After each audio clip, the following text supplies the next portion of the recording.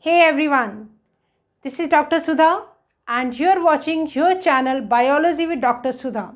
Today we are going to start our new unit, Diversity in the Living World, and the first chapter of this unit is the Living World, that starts with the basic introduction of the living world. In this video we will discuss some characteristics which are the basic criteria for defining a living beings. What are the characteristic features that are distinguishing points between living and non-living? Generally, when we define a living being, we talk about certain features which are like growth, reproduction, response to stimuli, metabolism and cellular organization. We know all the living beings, they show movement, they grow, they show locomotion, etc. These are the growth is the basic factor that we take to define a living organism.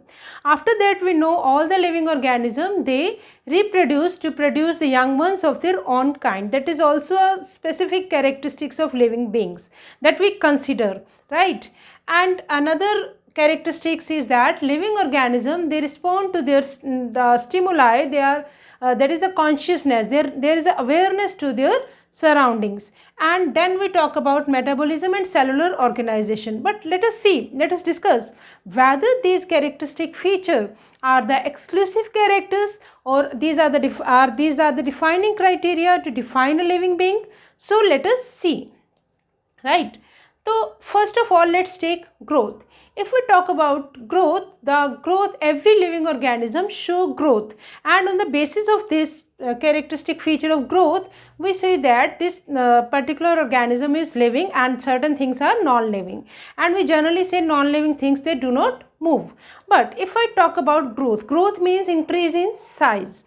And if I talk about increase in size, mountains are also increasing in size and they are growing day by day. But what is that growth? That is also a growth, but that growth is different from the growth of living organism in a way that the mountains are growing by the accumulation of that sand or accumulation of substances from outside. There is addition of substances from outside. But if I talk about the growth of a living organism, then this growth is from the inner side, means from inner side the cells are growing and the organism is growing. But we cannot say that growth is the exclusive character of living beings. Here we can rule out this characteristic feature by comparing the growth of certain non-living things, for example mountains. So we can say that growth is not the defining property of living beings, right? Okay, then let us see reproduction. We know living beings have a characteristics to produce living organisms of their own kind. But if I talk about certain you can say ki if I talk about, like for example, mule. What is mule? Mule is a hybrid of donkey and horse.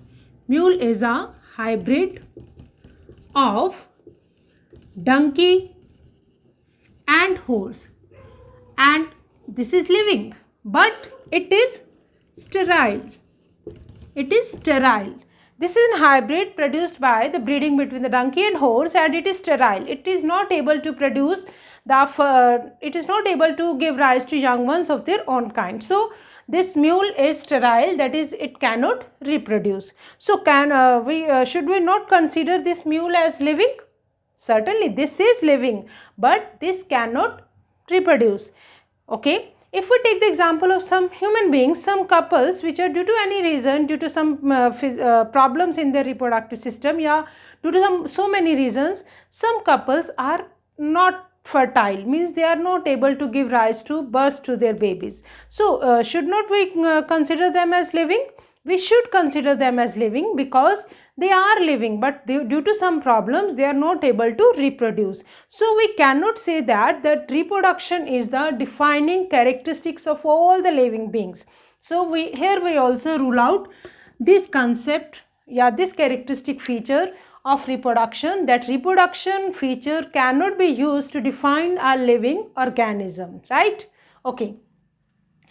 Next, if we talk about respond to stimuli, that is sure, we know that living organism, they do respond to their stimuli. There is consciousness. They are aware to their surroundings, what is going on in their surroundings, like what is happening in the surroundings. If we are completely focused on our work, still then we know that what is going on in our surroundings.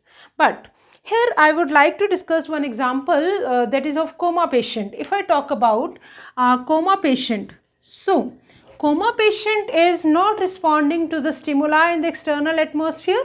So, but that is living or non-living? Certainly he is, that coma patient is living. We cannot say that this is non-living. Why it is living? Because this patient, this coma patient is responding to the drugs, to the medicine, to the injections that we are giving out from the outside, and it's all the organs are working, but it is not responding to other stimuli. But we can say that there is response to the stimuli. That stimuli may be drugs, injection, or any kind of medicines which are given for its treatment or to keep it the coma patient living. So yes, we can say that respond to stimuli, or you can say consciousness or awareness to their surroundings is the characteristic feature of all the living organism. All the living organism, they respond to stimuli, right? Okay. Then come the characteristic feature of metabolism. Metabolism is sum total of all the reactions that are going in a living body, that are various catabolic reactions, various anabolic reactions, and these reactions no doubt can be conducted outside the body in the labs also, but still they are the part of living organism. And these all the reactions, that is the metabolism is taking place at the cellular level. So cellular organization, all the cells are showing this metabolism, and this metabolism and cellular organization is a peculiar property of all the living organisms. So we can say that metabolism and cellular organization are the defining characters of living organism. So these are some features that we have discussed, that what we can take as the exclusive characters to define the living organism, right? So we can say the organism, they if they respond to stimuli, or and if they show metabolism and cellular organization, these organisms can be taken as living beings because they are showing these exclusive characters of consciousness, respond to stimuli, or awareness to their surroundings, as well as metabolism and cellular organization. But no doubt we can take growth and reproduction also to define the living being, but these are not the exclusive characteristics to define living organism.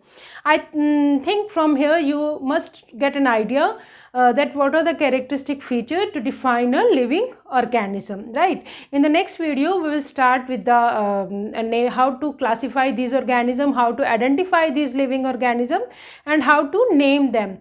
Along with that we will continue with the chapter. Till now, thank you for watching and keep watching, and if you like the video, please give the thumbs up and do subscribe to my channel so that you may never miss an update if you press the bell icon also, right? So with this, bye bye, take care.